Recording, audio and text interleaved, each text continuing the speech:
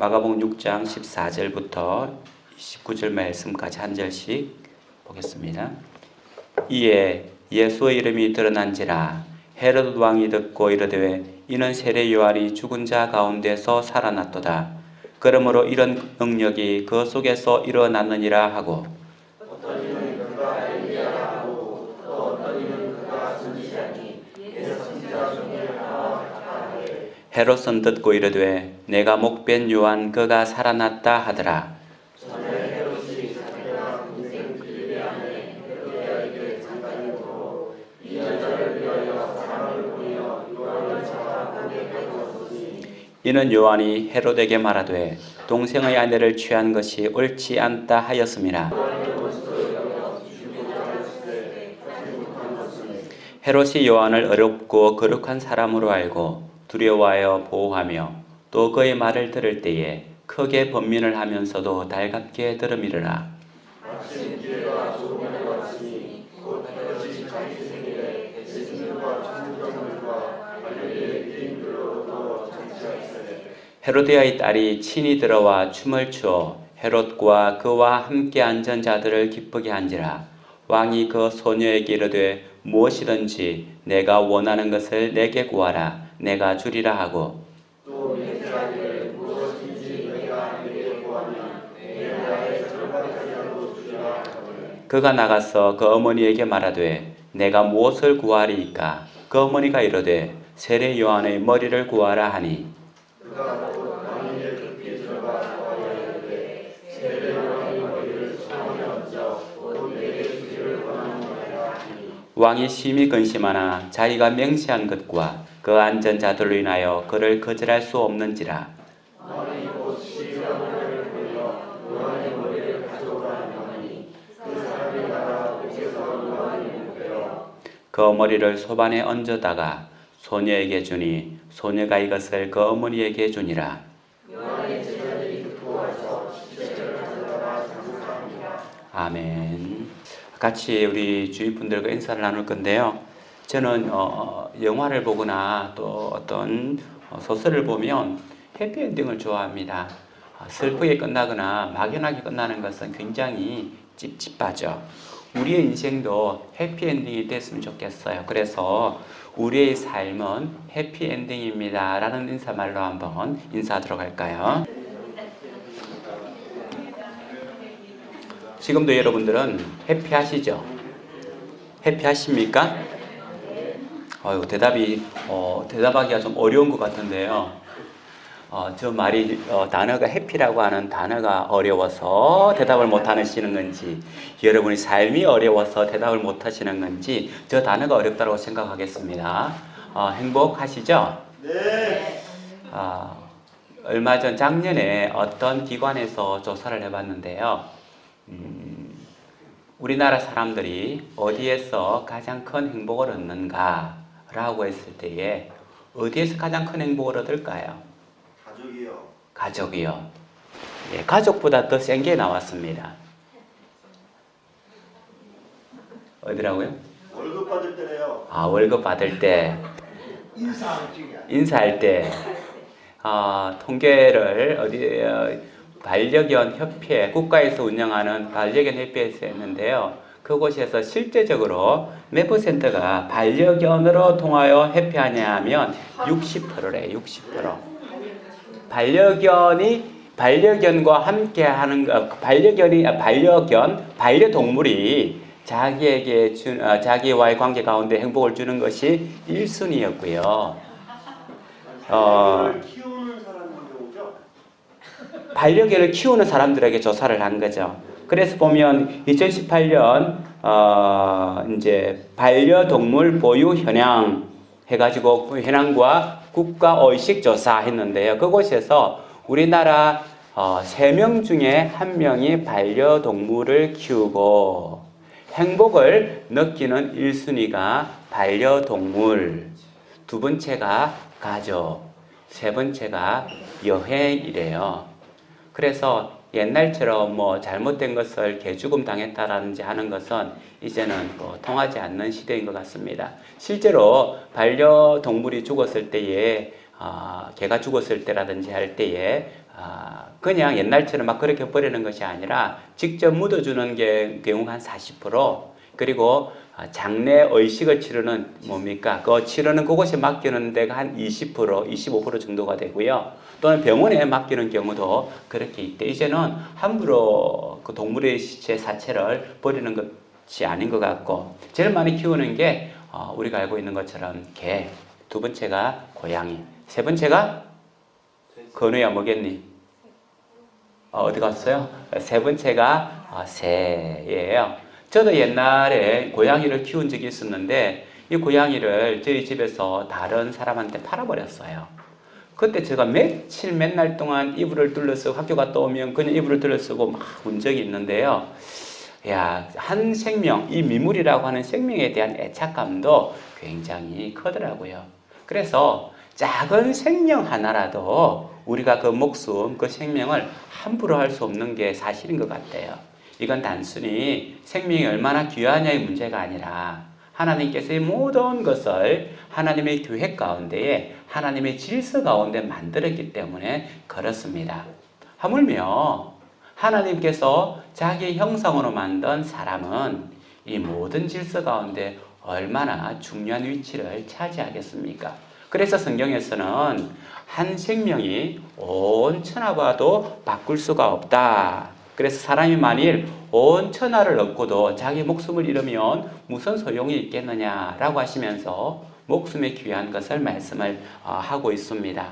작년에 봄에 왔던 이제 벌하는 그 친구 말에 의하면 벌이 우리가 봄 되면요 벌이 맹맹거리고 있잖아요, 그죠? 근데 이 벌이 멸종이라고 해야 됩니까? 벌이 이 지구상에서 사라지면 지구가 멸망한대요. 사실이지 않습니까? 그죠? 벌이 날아다니면서 이제 꽃가루를 해가지고는 열매가 맺고 퍼지고 하는데 이 꽃가루가 서로 이제 교합이 되지 않으면 결국은 열매를 맺지 못하기 때문에 곡식이 없어지고 곡식이 없으면 세상이 멸망한다라고 하는 그런 이론을 말했는데 틀린 것은 아닌 것 같아요. 그래서 하나님께서는 이 세상에 어떤 것도 쓸모없이 그냥 만들어진 것 없이 모든 것은 자기 나름대로의 계획을 가지고 움직여 나가는 거죠. 그래서 행복하다고 하는 것은 무엇이냐? 그 사명을 다하는 것. 그가 가지고 있는 하나님께서 부여해 주신 그 계획, 우리는 그것을 사명이라고 하는데 그것을 다하는 것을 행복이라고 할 수 있습니다. 그런데 조금 전에 우리가 보았던 말씀에 있어서 세례 요한이라고 하는 사람이 나오죠. 세례 요한이 굉장히 오늘 말씀에 보면 비참한 죽음, 처참한 죽음을 당합니다. 우리가 마가복음 첫 장을 시작하면서 요한은 아주 멋지게 등장을 했어요. 복음의 시작에 대해서 선포하면서 바로 세례 요한이 나오고 세례 요한이 예수님께서 광야에서 예수님을 증거하는 증거자로 나왔습니다. 물론 광야에서 낙태 트롯을 입고 가죽띠를 띠고 메뚜기와 석청을 먹는 그런 광야의 생활을 했지만 그가 선포하는 선포는 대단한 선포였죠. 회개하라, 천국이 가까워졌다, 하나님 나라가 가까워졌다, 주께 돌아와라 라고 하는 것을 외칠 때에 갈릴리와 그 주변에 있던 많은 사람들이 요한에게 와서는 세례를 받고 그 군중들에 있어서 시선을 받는 그렇게 멋지게 등장을 했습니다. 그리고 예수님에게 이제 세례를 베푸는 역사까지 하게 되는 거죠. 마가복음 1장에 보면 이렇게 찬란하게 빛나던 세례 요한이 오늘 6장에 있어서는 세례 요한이 굉장히 처참한 죽음을 맞이하고 있습니다. 이 장면을 보면서 우리가 과연 예수님을 믿을 수 있을까? 하나님이 존재하는 걸까? 라고 하는 안타까움을 가질 수가 있을 겁니다. 물론 세례 요한은 예수님의 앞길을 준비하는 나팔수와 같은 사람으로 왔지만 그의 사명에 다했으면 좀 멋지게 인생을 마무리해야 되는데 한낱 잔치상의 놀잇감으로 그냥 끝나버리는 거죠. 오늘 말씀에 나오는 분봉왕 헤롯은 헤롯 안티파스라고 하는 헤롯 대왕의 아들이에요. 헤롯 대왕의 아들인데 헤롯 안티파스가 이제 하나의 분봉왕이라고 하는 것은 로마가 이스라엘을 점령하고 가나안 땅을 점령을 해서 나누어요. 나누고 나서 각 지역에 왕을 세우는데 그 중에 한 왕이 4개로 나누어서 세우는데 그 중에 한 왕이 분봉왕 헤롯입니다. 이 헤롯이 다스리고 있었는데 그 옆에 분봉왕이 누구였냐면 빌립이었어요. 근데 빌립은 헤롯의 동생이었습니다. 근데 빌립이 얼마 지나지 않아서 죽어버려요. 그러고 난 뒤에 이 헤롯 안티파스가 자기 이복 동생인 빌립의 아내를 취하여서 자기 아내로 맞이해요. 그리고 자기에게 있던 본처를 이혼하고는 자기 나라로 쫓아보내버립니다. 나중에 이것 때문에 큰 전쟁이 일어나기도 하지만은 자기 본처를 쫓아보내버리고 자기 이복 동생의 아내 헤로디아를 자기 아내로 맞아들이는 거예요. 이런 사건이 궁중에서 일어나자 그때 이스라엘 사람들, 유대 사람들은 어떻게 이런 일이 일어날 수 있느냐? 이는 일어날 수 없는 일이 돼가지고 막 시끌시끌했는데 거기 앞장섰던 사람이 누구냐면 세례 요한이었습니다. 오늘 말씀에 봐도 알고 있는 것처럼 세례 요한이 이것은 불법이다. 이것은 맞지 않는 것이다 라고 어의를 외친 거예요. 불의에 대해서 잘못한 것에 대해서 어의를 외치는 사람이 세례 요한이었습니다. 그래서 세례 요한을 좋아하는 성도들이 많아요. 불법에 의해서 잘못한 것에 대해서 잘못했다라고 큰 소리치며 당당하게 말하는 이 세례 요한의 모습을 굉장히 자신의 모델로 받아들이는 사람이 많습니다. 이렇게 자꾸만 외치니까 헤롯 안티파스가 듣기가 싫었어요. 헤롯 안티파스보다 더 듣기 싫었던 사람은 누구냐면 그의 아내가 된 헤로디아였습니다. 그래서 헤로디아와 헤롯 안티파스가 이 세례 요한을 잡아서는 감옥에 가두었죠. 헤로디아는 여러 번이나 이 세례 요한을 죽이고 싶었습니다. 남편인 헤로데기가 가지고 저 세례 요한을 그냥 죽입시다라고 몇 번이나 강건했을 거예요. 하지만 이 헤롯 안티파스는 세례 요한을 죽일 마음이 없었습니다. 그러던 이제 헤롯이 자기 생일이 돼가지고는 갈릴리에 있는 고관 대작들과 천부장들, 군사적인 천명을 갖는 천부장들을 모시고는 큰 잔치를 벌였죠. 그때 헤롯의 딸, 실제는 헤롯의 딸은 아니고 헤로디아의 딸이에요. 살로메가 나와가지고 한 12살, 13살 정도 되는 그 나이인데 아주 춤을 췄는데 사실은 다른 자료에 보면 굉장히 물란한 춤을 췄다라고 이야기를 해요. 어떻게 하든지 춤을 추었는데 그곳에 앉아있는 모든 사람들의 마음을 확 빼앗아갈 만큼이나 굉장한 춤을 췄어요. 그것을 보고 있던 헤롯이 마음이 너무 기뻐가지고는 살로메를 부릅니다. 너가 이 잔치에서 이렇게 흥을 돋구었으니 내가 너에게 상을 베풀고 싶다. 무엇이든지 말해라. 이 나라의 절반이라도 달라라고 하면 내가 주겠다. 사실은 그건 뻥이에요. 자기가 줄 수 있는 게 아니에요. 로마 황제가 준 건데 자기가 어떻게 줘요. 그런데 그렇게 하면서 내가 이 나라의 반이라도 달라고 하면 내가 주겠다. 무엇이든 달라고 해라. 라고 막 그렇게 하니까 이 살로메가 가만히 있다가 자기 엄마한테 달려가죠. 엄마한테 달려가고 어머니 지금 아버지께서 나에게 무엇이든지 주겠다라고 하는데 내가 뭘 달라고 할까요? 라고 하니까 헤로디아가 기회가 이때다 해가지고는 가서 세례 요한의 머리를 달라고 해라 라고 하는 거예요. 그래서 살로메가 가가지고는 헤롯 왕에게 요한의 머리를 주십시오 라고 요청을 한 거예요. 그런데 헤롯은 깜짝 놀랐죠. 이것을 요구할 줄을 몰랐어요. 그런데 많은 사람들 앞에 공언을 했기 때문에 주지 않을 수가 없는 거예요. 이 딜레마 가운데 있다가 결국은 헤롯은 밑에 있던 시위병에게 보내서 요한의 머리를 잘라오라고 이야기하죠. 그래서 머리를 잘라서는 소반에 담아서 옵니다. 이것을 헤로디아 살로메에게 주고 살로메는 자기 어머니에게 가져다 주는 것으로 해서 세례 요한의 마지막이 끝나는 거죠. 조금 전에 말했던 것처럼 멋지게 등장했으면 좀 멋지게 죽어야죠. 전쟁터에 나가서 정말 장군처럼 죽든지 이를 위하여 외치다가 뭔가 좀 멋지게 죽어야지. 이렇게 잔치상에 단순한 놀잇감으로 죽었다고 하는 건 참 성경을 보면서 가장 안타까운 죽음 중에 하나가 아닌가 생각할 만큼이나 그런 생각이 듭니다. 어쩌면 허무한 죽음이죠. 그가 한 광야의 생활이라든지 외치면서 많은 사람들로부터 추앙을 받던 것이 비한다면 그의 죽음은 참으로 초라해 보입니다. 그런데 예수님께서는 이 세례 요한에 대해서 뭐라고 평가하고 있냐 하면 누가복음 7장 28절에 여자가 낳은 자 중에 요한보다 큰 자가 없다라고 이야기를 하고 있어요. 여자가 낳은 중에 요한보다 더 큰 자가 없다라고 하면서 예수님은 이 요한의 죽음이 어떠하든지 요한이 정말 위대한 자다라고 예수님은 평가해 주고 있습니다. 우리가 가지는 평가와 예수님이 가지는 평가가 다른 것 같아요. 내 아들이, 내 자녀가 내가 그렇게 살다가 그렇게 죽어버리려고 한다면 참 실망스럽고 안타까운 죽음일 수 있겠는데 예수님께서는 여자가 낳은 자 중에 이 온 인류 중에서 요한과 같은 자가 없다라고 할 만큼이나 그 이름을 높이 줬다는 거예요. 왜 그랬습니까?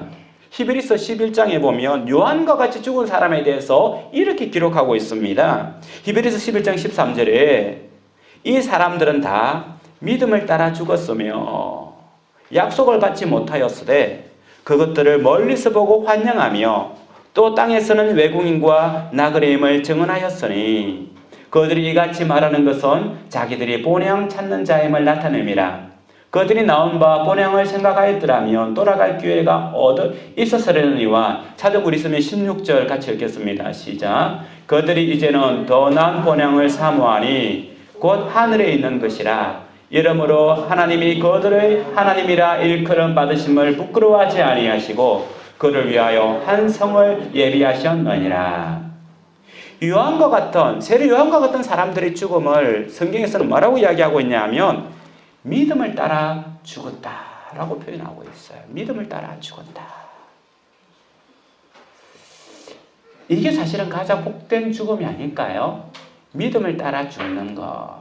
이것을 우리는 다른 말로 말한다면 사명을 따라 죽는다라고 하는 거고요. 우리는 순교라고도 이야기할 수 있을 겁니다. 믿음을 따라 죽었다라고 이야기를 하고, 두 번째로는 그들은 더 좋은 곳을 동경하고 사모하니 곧 하늘나라를 바라보며 죽은 죽음이다라고 하는 거예요. 이 땅을 바라보며 죽은 죽음이 아니라 이 땅의 것을 위하여 애쓰다가 죽은 것이 아니라 하늘나라를 사모하며 하늘나라의 고향을 사모하며 죽은 사람이다라고 하는 거예요. 그러면 그 사람은 어디에서 상급을 받겠습니까?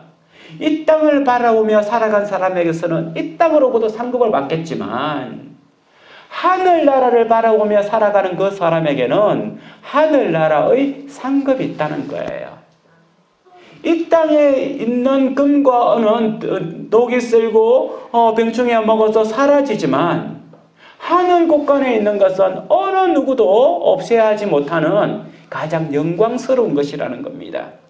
그래서 세례 요한과 같이 죽은 사람을 믿음을 따라 죽은 사람이요 하늘 고향을 바라보며 살은 사람이다라고 그렇게 성경은 이야기하고 있기 때문에 이 사람들이 복되다라고 하는 겁니다. 우리는 이 세상을 어떻게 살 것인가 라고 할 때 농담 삼아서 그렇게 하죠. 나는 가늘지만 길게 오래오래 살고 싶습니다. 100년이고 120년이고 정말 그렇게 길게 내 자녀들이 어떻게 자라는지 다 보고 손자 손녀까지 자라는 것을 보고 죽는 것이 복이다라고 하는 생명의 끈이 긴 것을 이야기하는 사람이 있고요. 또 어떤 사람은 일생에 태어났으니 내가 뭔가 큰 업적을 남겨야지 하면서 업적을 이야기하는 굵은 인생을 요구하는 사람도 있습니다. 정말 지혜로운 사람은 뭐예요? 굵고 길게 사는 거죠. 맞습니다. 굵고 큰 일도 하고 오래 사는 것.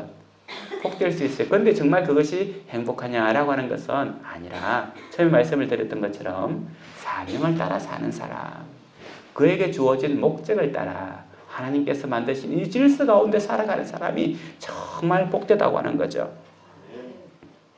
우리가 잘 알고 있는 신약 성경의 중심에 바울 사도가 있습니다. 바울 사도가 1차 선교 여행, 2차 선교 여행, 3차 선교 여행 3번에 걸쳐서 선교 여행을 떠나는데요. 지금과 같이 기차나 비행기로 가는 것이 아니라 배를 타고 가고 걷기도 하고 굉장히 어려운 가운데 생활했죠. 그래서 걸어 다닐 때는 산적이라든지 또 강도라든지 도둑으로부터 위협을 당하기도 하고, 배를 타고 갈 경우에는 폭풍에 휩쓸려 죽을 고생을 여러 번 하기도 했습니다. 그가 이제 3차 선교 여행을 마치면서 마지막으로 밀레도라고 하는 곳에 도착을 합니다.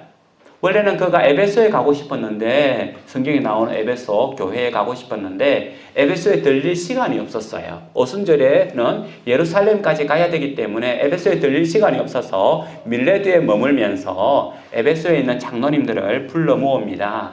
그리고 나서는 그가 이 에베소 장로들에게 이렇게 고백하고 있습니다. 사도행전 20장 22절에서부터 24절 말씀입니다.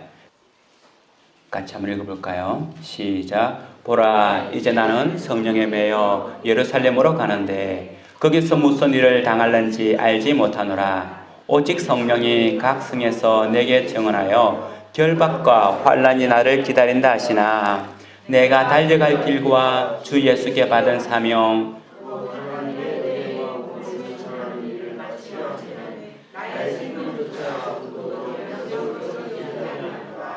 아멘. 우리가 24절 내가 달려갈 길과 주 예수께 받은 사명, 곧 하나님의 은혜의 복음을 증언하는 일을 마치려 하면은 나의 생명조차 조금 더 귀한 것으로 여기지 아니하노라. 이 말씀을 굉장히 잘 알고 있는데요.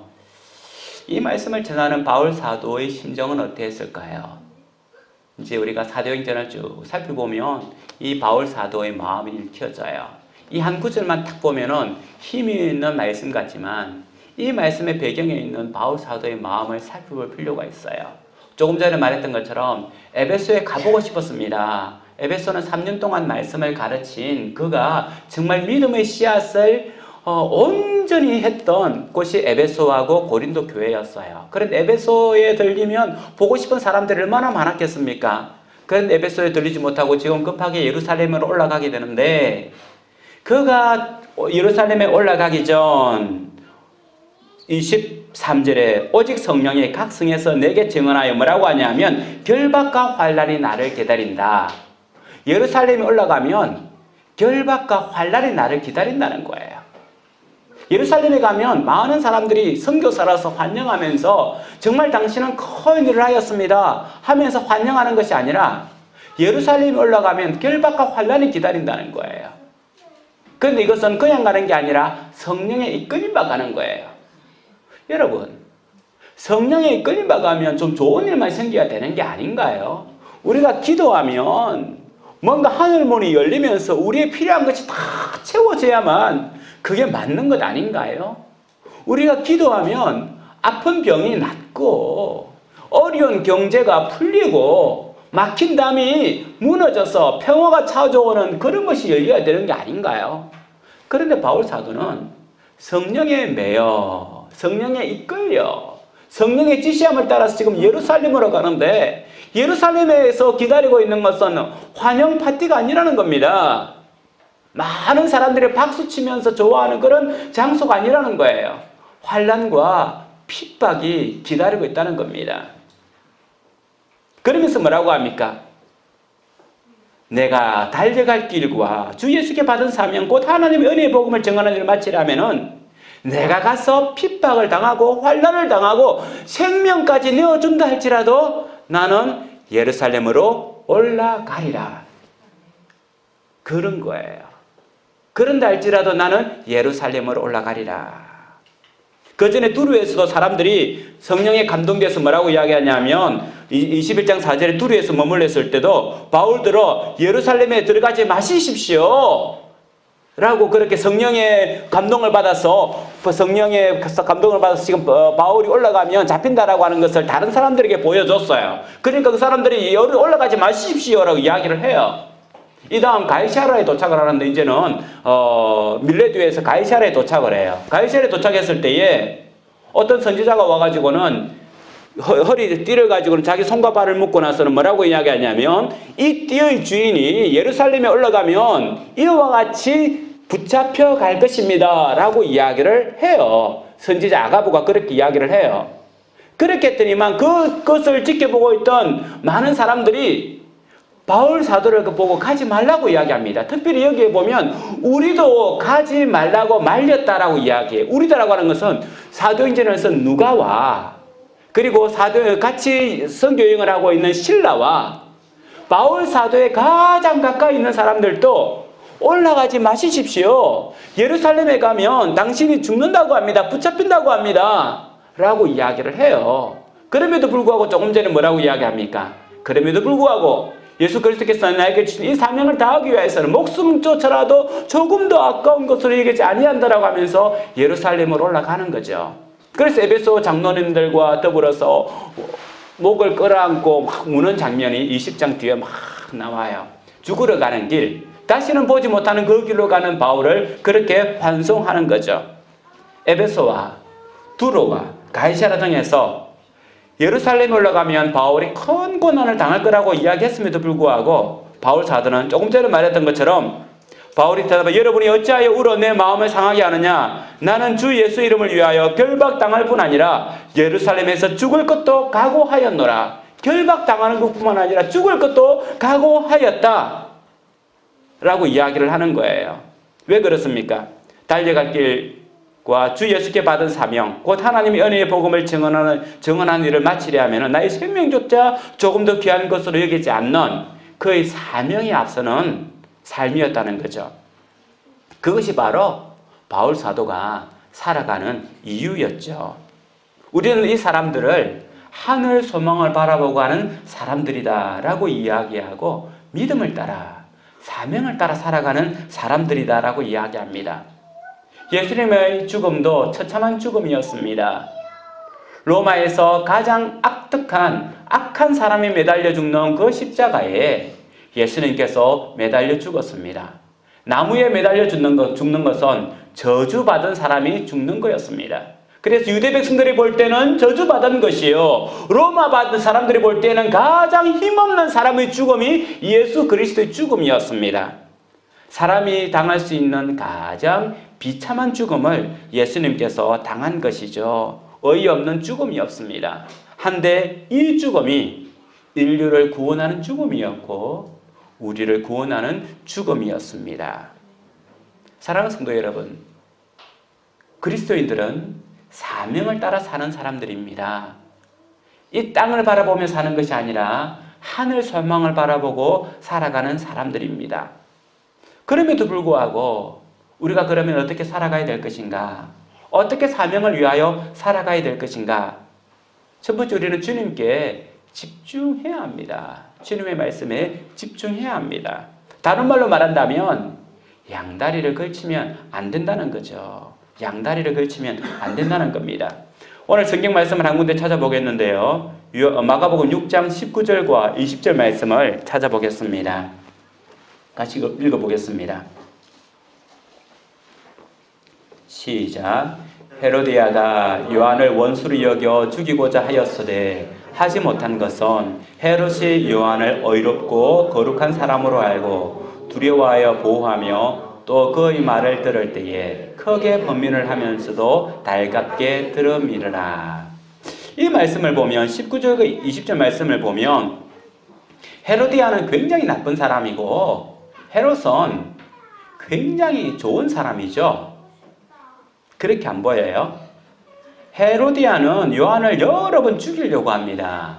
그런데 헤롯은 적극적으로 방어하고 있어요. 왜 방어합니까? 요한을 의롭고 거룩한 사람으로 알았더라. 의롭고 거룩한 사람으로 알았대요. 또 뭡니까? 그를 두려워했대요. 두려워해서 보호했답니다. 곧 이 사람이 어디로부터 온 사람인 줄 알았다는 겁니까? 하나님으로부터 온 사람인 줄 알았다는 거예요. 하나님으로부터 온 사람이 누구의 말을 합니까? 하나님의 말씀을 한다는 걸 알아요. 그래서 또 중요한 건 또 그의 말을 들을 때에 크게 번민하면서도 달갑게 들음이르라. 세례 요한이 감옥에서도 헤롯에게 말씀을 전했는 것 같아요. 그러니까 헤롯은요, 이 말을 들을 때마다 어떻게 하면 좋지? 어떻게 하면 좋지? 하는데 번민하면서 들어요. 그런데 이것이 맞아. 헤롯 저 사람의 말이 맞아. 내가 잘못했지. 맞아. 그렇게 했다는 거예요.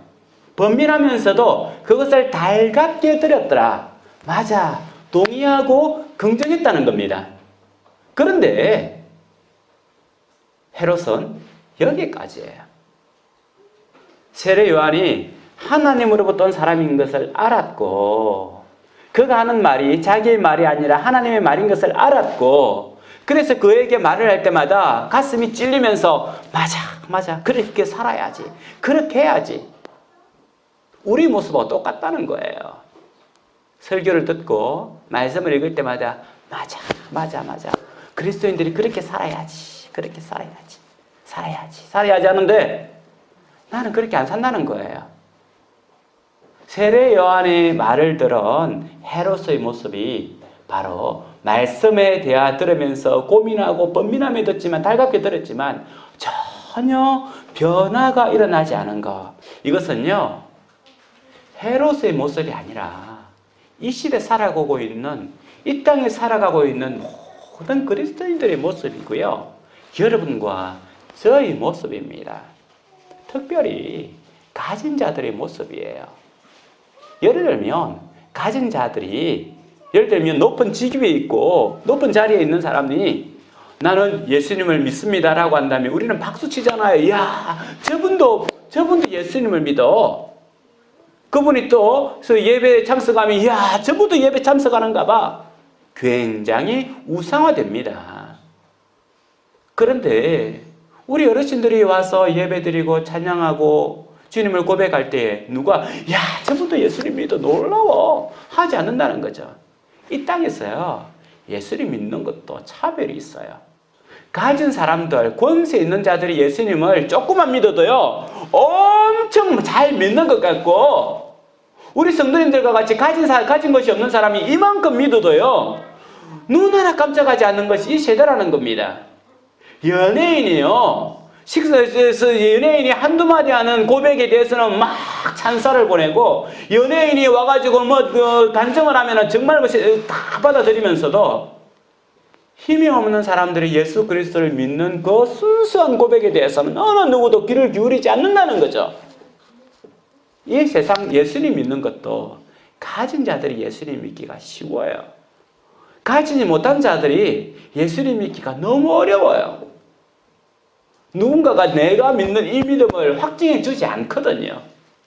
그런데 누가 확증해 줍니까? 우리 하나님은 확증해 줘요. 우리 마음을 감찰하시는 분, 내 마음을 감찰하시는 분, 우리 주님은 나의 신앙에 대해서 확증해 준다는 거예요. 세상 사람들이 보는 외적인 것을 통하여 그 사람의 신앙을 확증하는 것이 아니라 내 속에 있는 그리스도만을 순수하게 갈망하며 하늘 소망을 바라보는 우리 신앙에 대해서는 주님께서 인정해 주신다는 거죠. 사랑하는 성도 여러분, 헤롯 안티파스는 지식으로 받아들였습니다. 하나님께서 주시는 말씀으로 받아들였어요. 어쩌면 신앙이 있는 것 같습니다. 하지만 삶에 있어서는 전혀 변화가 없습니다. 세상의 헤롯 안티파스, 헤롯 왕으로서 역할도 감당해야 되겠고, 그리고 세례 요한의 이야기를 들으면서 한 번씩 찔리는 것으로서 그냥 만족한다는 거예요. 세상에 살아가면서 누릴 거 다 누리고 범죄할 거 다 범죄하고 하고 싶은 거 다 하고 나서 교회에 한 번 더 와가지고는 주시는 말씀을 통해서 그래, 내가 잘못했지, 맞아 한 번 덕덕덕 가슴 치고는 떠난다는 거예요. 저도 그렇게 말씀을 전하지 않기를 바라지만 현대교회 메시지는 대부분 그래요. 한 번 찔림을 주는 그 말씀으로 면죄부를 주고 있어요.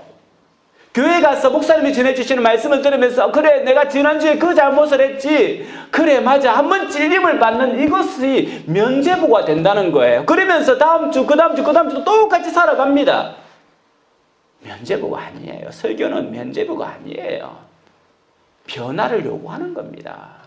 세례 요한이 헤롯 안티파스에게 면죄부를 준 게 아닙니다. 삶을 바꾸라고 말씀을 전해준 거예요. 사랑하는 성도 여러분, 우리의 삶이 바뀌지 않으면 헤롯 안티파스와 똑같습니다. 세상과 하나님을 동시에 섬기는 것, 바알과 하나님을 동시에 섬기는 것과 똑같고요. 우리 주님께서는 가이사의 것은 가이사에게, 하나님의 것은 하나님께 드리라고 이야기를 했죠. 가이사의 것과 하나님의 것을 믹스시키면 안 되는 거예요.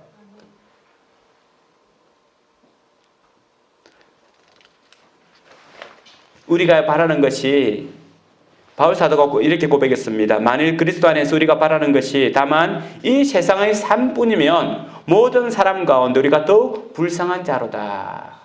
이런 삶을 사는데 우리가 바라는 것이 이 세상뿐이라면 우리가 제일 불쌍한 사람이라는 겁니다. 한데 불쌍하지 않는 이유는 바울 사도가 마지막까지 그렇게 목숨을 던지면서 죽을 것을 알면서도 예루살렘에 갈 수 있었던 것은 이 세상이 끝이 아니라고 하는 것을 알았기 때문에 그래요. 이 세상에서의 해피가 아니라 이 세상 너머의 세상에서 해피한 것이 정말 해피엔딩이라고 하는 것을 알기 때문에 그래요. 우리는 천국을 소망하는 사람들입니다. 우리가 그렇게 하기 위해서는 천국을 소망해야 되는 거죠. 히브리서 9장 27절에 한 번 죽는 것은 사람에게 정해진 것이요 그 후에는 심판이 있으리니. 한 번 죽는 것은 여러분 정해진 거예요. 프랭클린도 이 세상에서 가장 확실한 것은 세금과 죽음밖에 없다라고 이야기했고, 톨스토이도 이 세상에서 가장 확실한 것은 사람이 죽는다는 것이다. 죽음은 어느 누구도 피해갈 수가 없어요. 그런데 이 죽음 이후에 심판이 있다고 하는 것을 영적인 눈으로 봐야 되는 겁니다. 이 세상이 끝나는 것이 아니라는 거죠. 우리 주님께서는 십자가에 달리시기 전날 제자들에게 이런 말씀을 하셨습니다. 너희는 마음에 근심하지 말라. 하나님을 믿으니 또 나를 믿으라. 내 아버지 집에 거할 곳이 많도다. 그렇지 않으면 너희에게 일렀으리라. 내가 너희를 위하여 거처를 예비하러 가노니 가서 너희를 위하여 거처를 예비하면 내가 다시 와서 너희를 내게로 영접하여 나 있는 곳에 너희도 있게 하리라. 주님께서 이 제자들이요, 주님께서 가신다는 말이 무슨 말입니까? 주님 가시지 않으면 안 돼요 라고 했을 때에 너희는 근심하지 말라. 내가 떠난다고 해서 염려하지 마라. 내가 가는 것은 하늘나라에 거처를 준비하는 것인데 너희가 거할 수 있는 거처가 다 준비되면 내가 다시 올 것이다. 다시 와서 내가 너희를 영접하여 그곳으로 다 데려갈 것이다. 하늘나라에 주님께서 우리의 거처를 준비해 주신다라고 약속해 주셨습니다. 바울 사도는 이 거처를 바라보면서 그가 가지고 있는 모든 것을 배설물, 쓰레기로 여겼다라고 이야기를 하고 있습니다. 사도 바울은 굉장한 지식인이었고 로마 시민권을 가진 사람이었기 때문에 재산도 있었습니다. 그의 지식은 가말리엘 문화에서 배웠기 때문에 탁월했습니다. 하지만 이 모든 것을 그리스도의 십자가 앞에서 배설물로 여기노라, 쓰레기로 여기노라. 그를 구원하는 것은 예수 그리스도의 십자가밖에 없고 하늘 소망 바라보게 할 수 있는 것은 예수 그리스도의 십자가밖에 없다라고 고백하고 있습니다. 그래서 내가 그를 위하여 모든 것을 잃어버리고 배설물로 여기면 그리스도를 얻고 그 안에서 발견되려 함이라. 여러분, 이 땅에 있는 모든 것을 내가 다 가졌다 할지라도 그리스도를 얻지 못하고 내가 그리스도 안에서 발견되지 못한다면 이 인생이 가장 비참한 인생입니다. 가장 처참한 인생입니다. 우리는 어디에서 발견되어야겠습니까? 그리스도 안에서 발견되려 함이니. 우리는 그리스도 안에서 발견되어야 합니다. 처음에 말씀드린 것처럼 저는 해피엔딩을 좋아합니다. 끝이 슬프게 끝나거나 하면은 굉장히 저는 좀 감성적이 있어서 굉장히 한동안 우울해요. 그래서 저는 해피엔딩이 딱 끝나야만 기분이 아주 좋게 끝납니다. 그래서 저는 백설공주나 신데렐라를 좋아해요. 심청전도 좋아하고요. 우리 인생이 해피엔딩이 돼야 되지 않겠습니까? 우리가 살아가는 가운데에 많은 어려움이 있을 수 있어요. 핍박도 있을 수 있고요. 고난의 길을 갈 수도 있고요. 기도했지만 병이 치유되지 않고 기도했지만 내 사업에 어려움이 여전히 남아있고 기도했지만 내 앞날이 불투명하고 여러 가지 문제들이 산재해 있는 것 같아요. 근데 사랑하는 성도 여러분, 이런 문제 안고 살아간다 할지라도 우리에게 주어진 그 사명을 다한다면, 하늘 소망 바라보며 살아간다고 하면 그 인생이 해피엔딩입니다. 내가 넓은 집에 살지 못하고 좋은 차 끌고 다니지 못하고 내 평생에 마음껏 먹고 살 수 있는 그것을 준비해 놓지 못한다 할지라도, 내 앞에 놓여 있는 게 질병이요, 아픔이요, 핍박과 어려움이라 할지라도, 이것 안고 있다 할지라도 나에게 주어진 이 사명, 내게 주어진 믿음을 지키면서 하나님 영광 바라보며 살아간다고 하면 이 삶이 주님 보실 때에 세상에서 가장 큰 자의 죽음이고 해피엔딩이라고 하는 겁니다. 사랑하는 성도 여러분,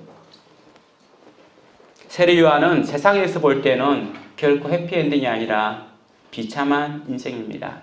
하지만 우리 주님께서는 결코 그의 인생을, 그의 삶의, 그의 죽음을 비참하다 하지 않습니다. 큰 자라고 이야기하고 있습니다. 우리의 삶에 힘든 순간순간이 있다 할지라도 우리의 삶이 해피엔딩이 되기를 소원합니다. 하늘 소망 바라보면서 우리의 모든 인생의 여정 끝에서는 살아계신 그 하나님으로 말미암아 영광과 찬양을 드릴 수 있는 아름다운 해피엔딩 인생이 되기를 주님 이름으로 축원합니다. 이 시간 같이 한번 찬양했으면 좋겠습니다. 그럼에도 불구하고 우리 속에 여전히 두려움은 있습니다. 어려움이 있습니다. 이럴 때 우리는 잠잠히 여호와 하나님만을 바라볼 수 있는 우리의 믿음이 되기를 소원합니다. 나의 영혼이 잠잠히 하나님만 바라며 나의 구원이 그에게서 나는도다. 같이 찬양하도록 하겠습니다.